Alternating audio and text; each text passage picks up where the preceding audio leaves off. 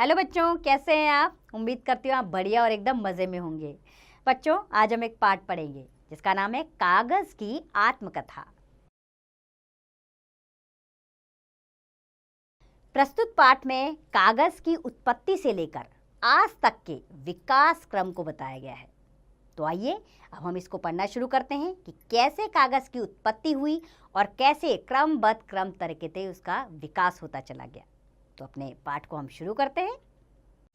मित्रों, मैं हूँ कागज जिस पर आप लोग लिखते हैं।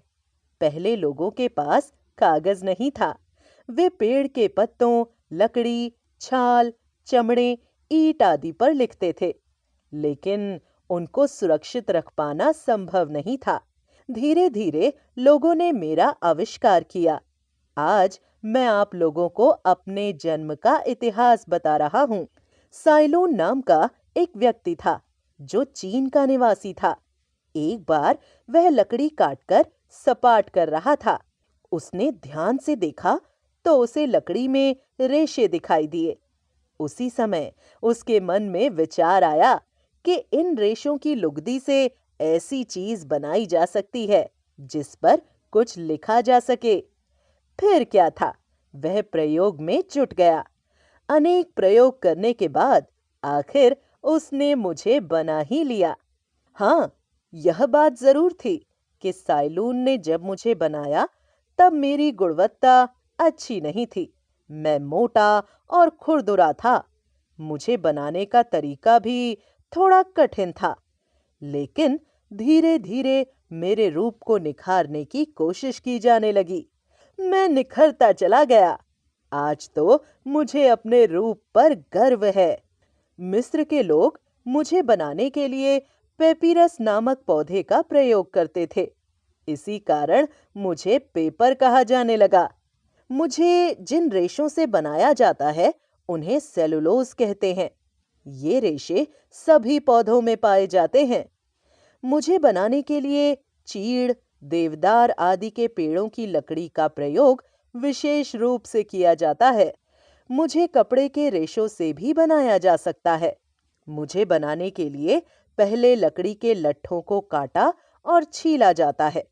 फिर उनमें पानी मिलाकर आग पर पकाया जाता है। इस प्रकार लुगदी बन जाती है। इस लुगदी को तार की जाली से छाना जाता है और फिर पानी निकली इस लुगदी को दबाकर कागज की परत बनाई जाती है। मुझे बनाने के लिए कई तरह के रसायनों का भी प्रयोग किया जाता है। आजकल मुझे सफेद, रंगीन, चमकदार, मोटा, पतला, पारदर्शी, दानेदार, खुरदुरा और रंग बिरंगा भी बनाया जाता है। मेरे हस्त निर्मित वाले रूप से बच्चे हस्तशिल्प की बहुत सी वस्तुएं बनाते हैं। जिस फैक्ट्री में मुझे बनाया जाता है उसे पेपर मिल कहते हैं। छापे खाने का आविष्कार हो जाने के कारण आजकल मेरी मांग बढ़ती ही जा रही है।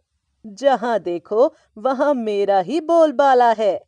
कोई भी क्षेत्र ऐसा नहीं है जहां मेरा प्रयोग न किया जाता हो।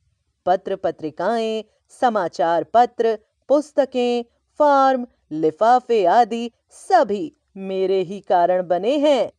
ज्यादा क्या कहूँ, करेंसी नोट भी तो मुझसे ही बनता है।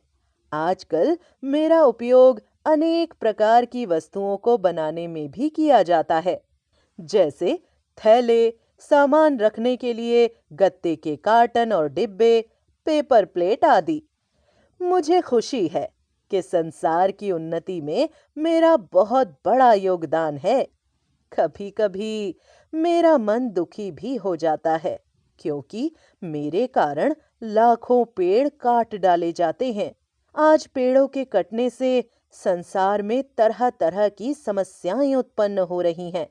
मेरे कहने का यह तात्पर्य नहीं है कि मुझे बनाया ही न जाए, बल्कि मुझे बनाने के लिए जितने पेड़ काटे जाएं, उससे अधिक लगाए जाएं।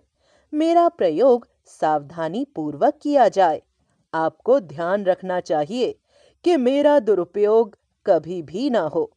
मुझे फाड़कर इधर-उधर ना फेंकें, बल्कि फिर से लुगदी बनाकर मुझे नया जीवन दें। इसे पुनर्निर्माण या रिसाइकलिंग कहते हैं।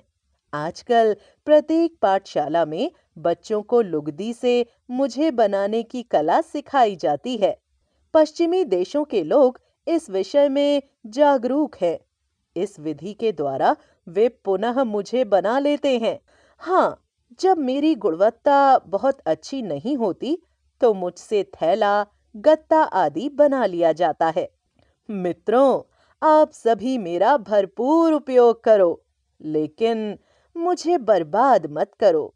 तो उम्मीद करती हूँ बच्चों आपको ये पाठ अच्छा लगा होगा और इसके ज़रिए आप जाने होंगे कि कागज़ का हमारे जीवन में कितना महत्व है, उसकी उत्पत्ति कैसे हुई और हमें उसका दुरुपयोग नहीं करना चाहिए। अर्थात जहाँ उपयोग करने लायक हो कागज़ का प्रयोग वहीं करें, उसको व्यर्थ ना करें, क्योंकि ये अमूल्य धरोहर है हमारे लिए। हमें भविष्य में अपनी आगे की पीढ़ी के लिए भी इसे बचाना है। अब इसका अभ्यास कार्य आप स्वयं कीजिए।